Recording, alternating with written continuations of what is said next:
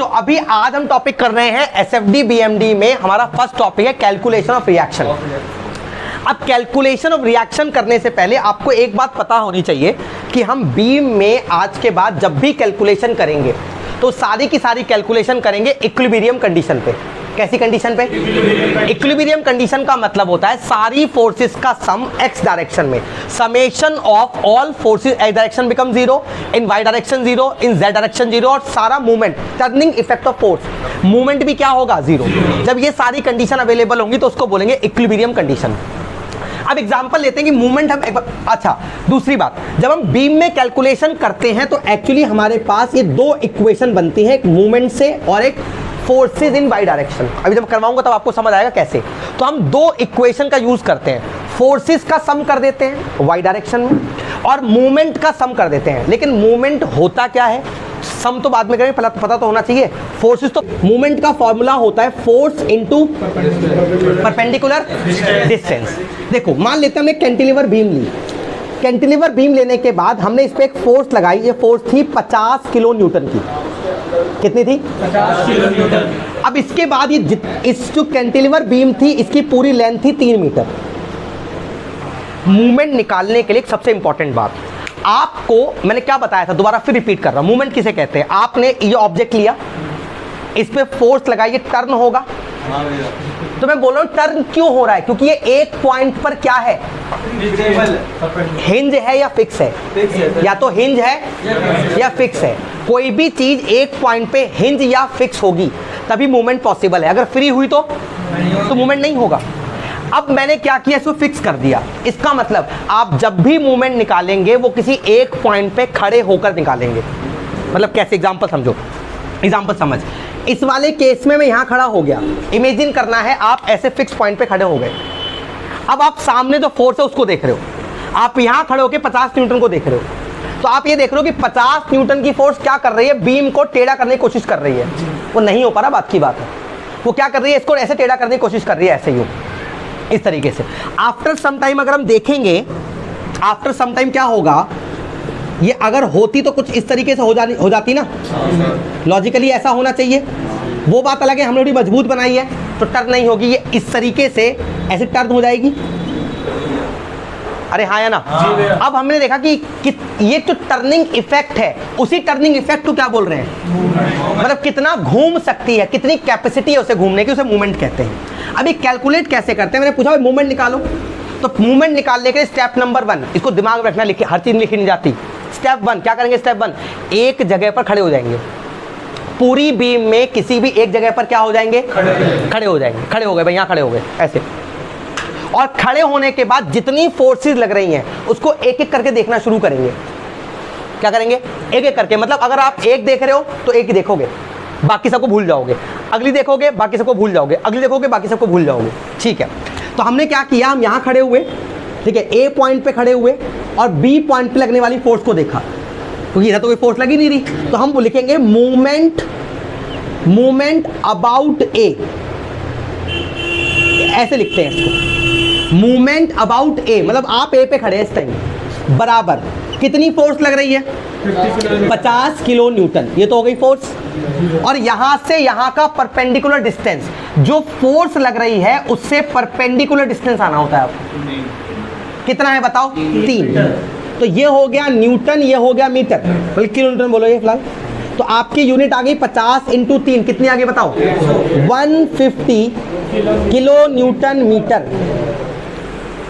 ये क्या आ गया? ये मूवमेंट आ गया m। किसके अबाउट आया? ए के अबाउट आया। अब अगली बात बहुत important, it is a vector quantity. It is a, अब ये क्या होता है भाई, यहां पर बैंक है, क्या है? बैंक। और यहां पर एक स्कूल है, और मैं यहां खड़ा हूं। बैंक यहां से 3 किलोमीटर दूर है और स्कूल भी यहां से 3 किलोमीटर दूर है। किया भी मुझे बैंक जाना है, मगर हाँ सुमित एक बात बताओ, मुझे बैंक जाना है, कितना चलूँ? कह रहा 3 किलोमीटर चले जाओ, बैंक पहुंच जाओगे। मगर ठीक है, मैं 3 किलोमीटर चला और मैं स्कूल पहुंच गया। अरे मैं कहा स्कूल आ गया, बैंक तो आया नहीं। अरे राइट हैंड पे जाना था, मगर तूने बताया कहाँ? तूने बताया नहीं। दुनिया में जिसको आप नाप सकते हैं वो तो फिजिकल क्वांटिटी है, इसको नाप सकते हैं आप। आपको कितना गुस्सा आ रहा है आप नाप नहीं सकते, ये क्वांटिटी नहीं है। लोग पूछते हैं आप कैसे हो, मैं ठीक हूं, ये नहीं बोलते मैं 10% ठीक हूं, क्योंकि वो नाप नहीं सकते ना, क्वांटिटी नहीं है। फीलिंग और emotions are not physical quantity. क्या डिस्टेंस क्वांटिटी है? बिल्कुल है, तो नाप सकते हो। लेकिन जिसको नाप तो सकते हैं बट उसका पूरी तरह डिस्क्रिप्शन देने के लिए आपको डायरेक्शन भी बतानी पड़े, वो वेक्टर क्वांटिटी है। समझ आया? जो वैल्यू बता रहे हो उसे बोलते हैं मैग्नीट्यूड। आप दुकान पे गए, बहुत बड़ा कपड़ा दे देना, वो पहला क्वेश्चन क्या पूछेगा? कितना चाहिए? आप बोलोगे भाई 3 मीटर 4 मीटर, ये है मैग्नीट्यूड। ये क्या है? उसे ये नहीं बोल सकते 3 मीटर दे दे साउथ में। दूध वाले के पास चले गए, बोला भाई 4 लीटर दूध दे, मतलब मैग्नीट्यूड, और डायरेक्शन साउथ में, तो थन लेगा ऐसे मुंह पे कर देगा, ले भाई साउथ में 3 लीटर दूध ले। इसका मतलब वो समझ जाएगा। सुबह सुबह नशा, पहला नशा करके आए हो आप, आपने ये वेक्टर क्वांटिटी है तो डायरेक्शन भी तो होगी। आपने ये क्या निकाला? It is only magnitude. क्या निकाला? अब यहां लिखने वाली बात आ गई है। इंजीनियरिंग के अंदर हम डायरेक्शन को 2 तरीके से शो कर सकते हैं। डायरेक्शन को शो करने का तरीका होता है, direction can be express bye या तो एंगल दिखा दो। क्या दिखा दो? ANGLE angle. जैसे एग्जांपल के लिए आपने बोला 30 डिग्री पे छोड़ दिया, 40 डिग्री पे कर दिया। जब आप 2 फोर्सेस का सम निकालते हो तो एंगल पे निकालते हो। या दिखा दो sign, SIGN, sign, plus minus.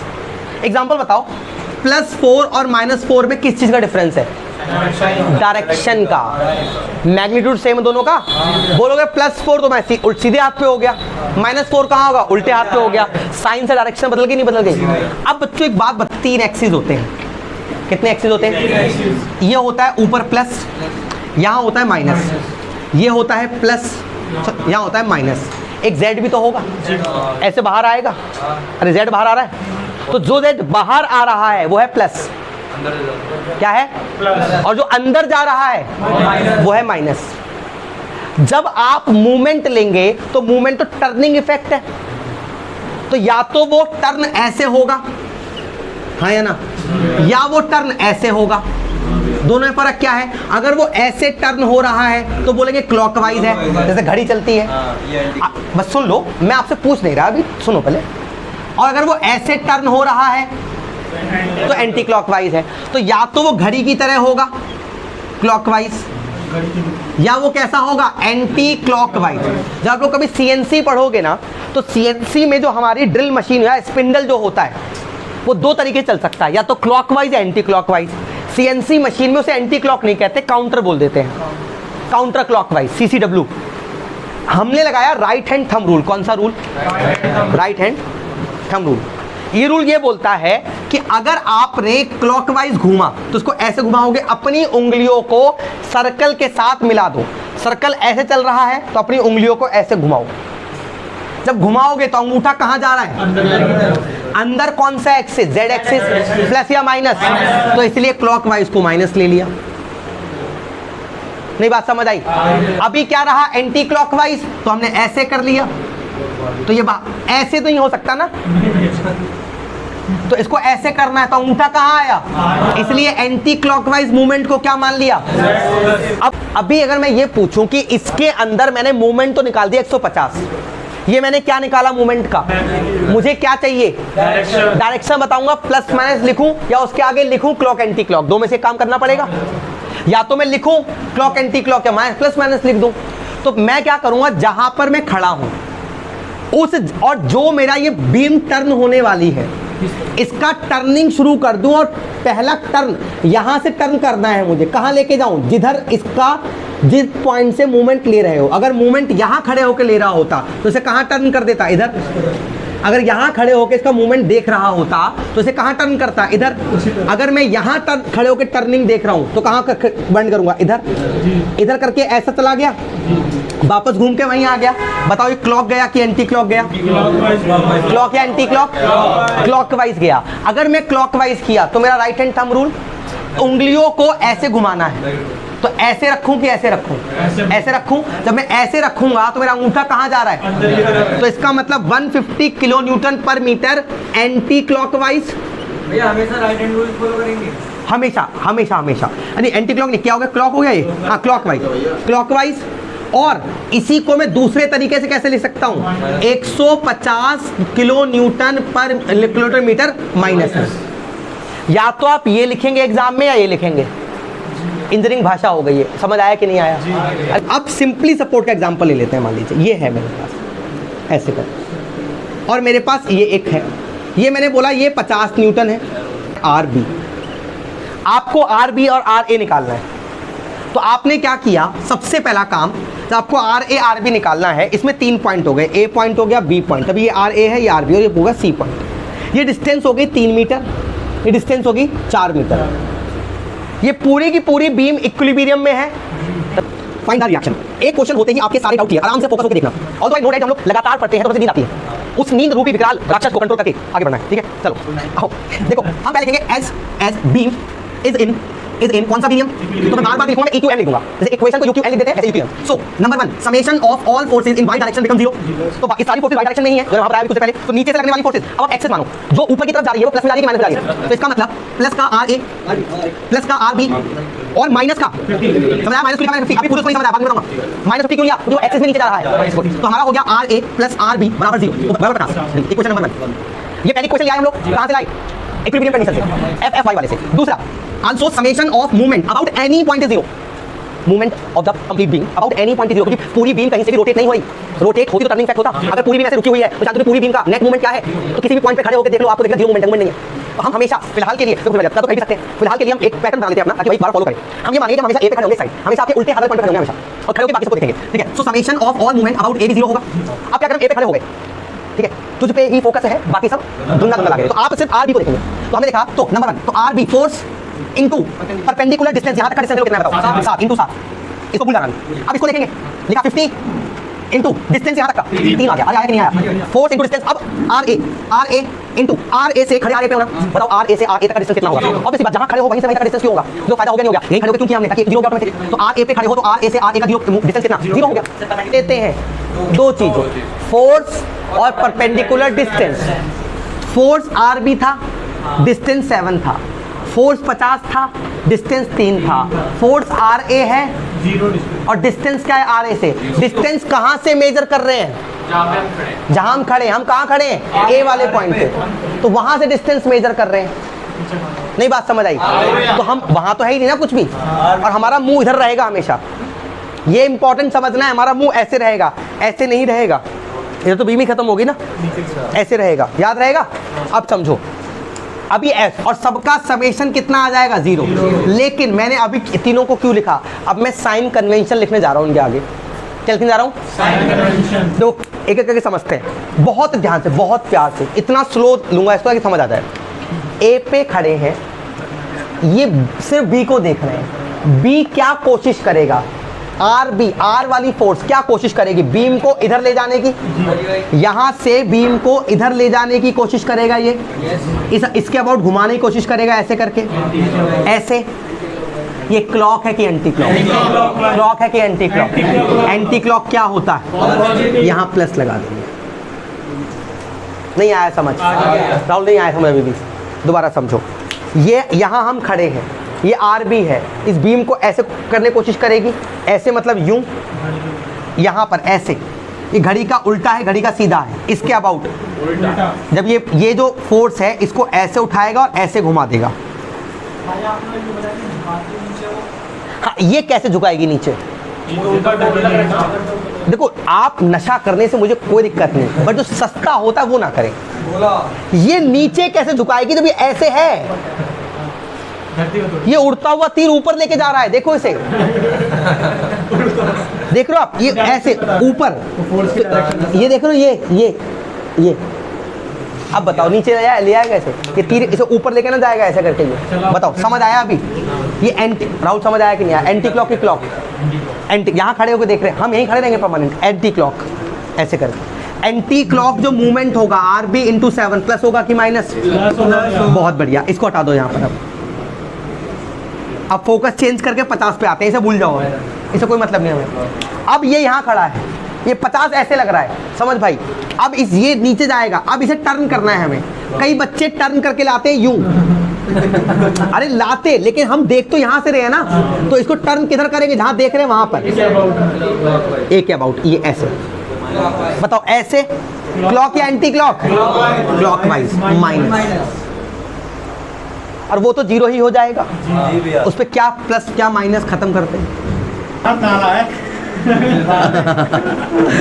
150 is equal to 0। ये समझ आया? आर बी बराबर कितना हो गया बताओ?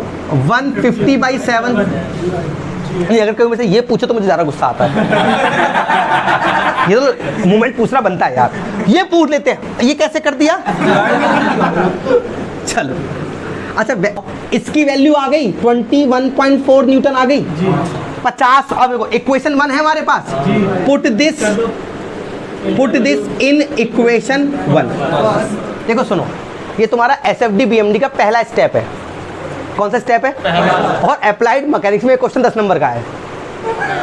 अप्लाइड मैकेनिक्स में वो दूसरी रिएक्शन निकाल दो, 10 नंबर पक्के। और तो इसमें रख देंगे तो R A plus R B की वैल्यू कितनी है? 21.4 बराबर कितना? 50। तो आर ए जो बचा आपका 29.6 नहीं 28.6 न्यूटन। अब पहले क्वेश्चन करते हैं। देखो एक और क्वेश्चन, इसमें हमारे पास ए बी एक बीम है, उस बीम पे दो लोड लग रहे हैं, 30 न्यूटन का 20 न्यूटन का। 30 न्यूटन का 3 मीटर पे है, 20 न्यूटन का 8 मीटर पे है, और आर बी जो है पूरा 10 मीटर पे है। हमें we know beam is in किस में है? इक्विलिब्रियम में है। तो number 1, summation of all forces in y direction become 0। तो ऊपर वाली दो फोर्सेस नीचे वाली फोर्सेस बराबर हो जाएंगी, मतलब R A plus R B minus 30 minus 20 बराबर 0। तो ये तो बहुत आसान इक्वेशन बन गई, इसमें तो आप प्रो एक्सपर्ट हो गए होगे, कोई दिक्कत नहीं। अभी पहले ये वाला समझो, इक्वेशन नंबर 1 ये समझ आ गया? अरे यहाँ तक कोई दिक्कत? अब आते second, also summation of movement is 0। किसी पॉइंट के अबाउट भी 0 होगा, बट हम किसके अबाउट लेंगे? ए के अबाउट। तो हम लोगों ने ए के अबाउट 0 ले रहे हैं, ताकि एक पैटर्न को पहले फॉलो कर लो, सीख लो, फिर वेरिएशन करते रहना बाद में। अब सुनो, यहाँ पहले आर बी लेंगे, आर बी मल्टीप्लाई कितना? 10, 5, 3, 8 और 2 प्लस या माइनस चेक कर लेते हैं। यहाँ खड़े होंगे, ये ऐसे घूमेगा, क्लॉक या एंटी क्लॉक? एंटी क्लॉक, यानी प्लस। अरे ठीक है, अब इसको भूल जाएंगे। अब फोकस किस पे आ गया? 20 वाले पे, इसको भूल जाओ। अब लिखेंगे 20 मल्टीप्लाई कितना? यहाँ तक का डिस्टेंस 5 और 3 8। समझ आ गया? अब ये इस बीम को, हाँ सुन भाई, इस बीम को ऐसे घुमाएगा, यहाँ के अबाउट ऐसे घुमाएगा, क्लॉक एंटी क्लॉक माइनस। तो इतना आपको आज समझ आ गया कि इस वाले को प्लस लेते हैं, ऊपर वाले को माइनस लेते हैं। तो यहाँ पर सेम होगा, 20 इंटू बराबर 30 इंटू डिस्टेंस 3, और इसको लेते ही नहीं है, ये ऑटोमेटिक 0 हो जाएगा, बराबर आ गया 0। एक बार सीख गया, कितनी जल्दी हो गया देखो जरा एक बार। R into 10 R B minus 8 दूनी 160 माइनस 30 दिया 90 बराबर 0। दोनों को जोड़ोगे 250 हो जाएगा। 250/10 खुद कर देना, कैलकुलेशन नहीं करवाऊंगा फालतू है। कितना आ गया? 25। इक्वेशन 1 देखो यहाँ पर, इक्वेशन 1 में रखोगे यहाँ पर, तो आपका आर ए और प्लस 25 बराबर कितना हो जाएगा? 50। तो आर ए भी कितना आ जाएगा? 25 किलो न्यूटन। मतलब समझ आया नहीं आया? यहीं बंद कर रहे हैं आज की, यहाँ पर खत्म हो गया मामला।